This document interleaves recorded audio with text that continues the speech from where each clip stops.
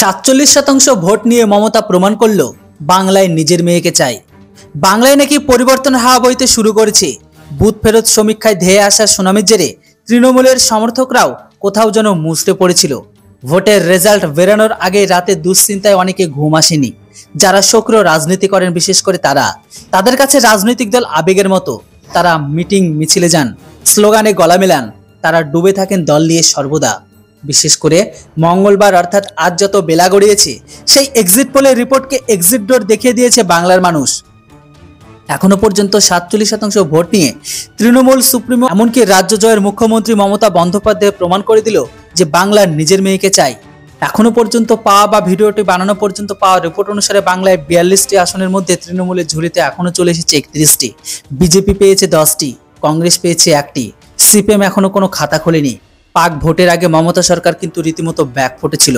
একাধিক দুর্নীতি বারবার মুখ পড়েছে দলের, একাধিক নেতা মন্ত্রীকে যেতে হয়েছে গারদে। এই অবস্থায় বিরোধীদের কাছে সুযোগ ছিল তৃণমূলের জমি কেড়ে নেওয়ার, কিন্তু কোথায় কি? রাজ্য জয়ে উঠছে সবুজাবির, ডিজে ট্রাকে বাজছে, খেলা হবে মানুষের রায়। পশ্চিমবঙ্গে প্রথম মহিলা মুখ্যমন্ত্রী থাকছে মসনদে।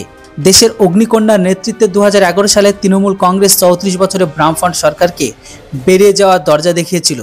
ইতিহাস বলছে এই জয়তী বসু ও বুদ্ধদেব ভট্টাচার্যের সরকার বিশ্বের সবচেয়ে বেশি সময় গণতান্ত্রিক উপায়ে ক্ষমতাসীন কমিউনিস্ট সরকার ছিল। সবাই মমতা ব্যানার্জি ও ভায়োনসিক হয়ে গিয়েছিল। ভোটের আগে মমতা তার দল একটা স্লোগানে খেলা ঘুরে দিতে চেয়েছিল, জনগণের গর্জন, বাংলায় বিরোধীদের বিসর্জন। আর এই থিম স্বয়ং হয়ে গেল রাজ্য জয়ের থিম স্বয়ংও। মমতা বলতেই পারেন নেম ইজ এনাফ। যদিও তিনি এখনো কোথাও এই বাক্যোচ্চারণ করেনি, কিন্তু রাজ্য জয়ের মানুষ তার প্রায় 70 ছুঁই মানুষটার মুখের দিকে তাকিয়ে ভোট বাক্সে ভালোবাসা উজাড় করে দিয়েছে।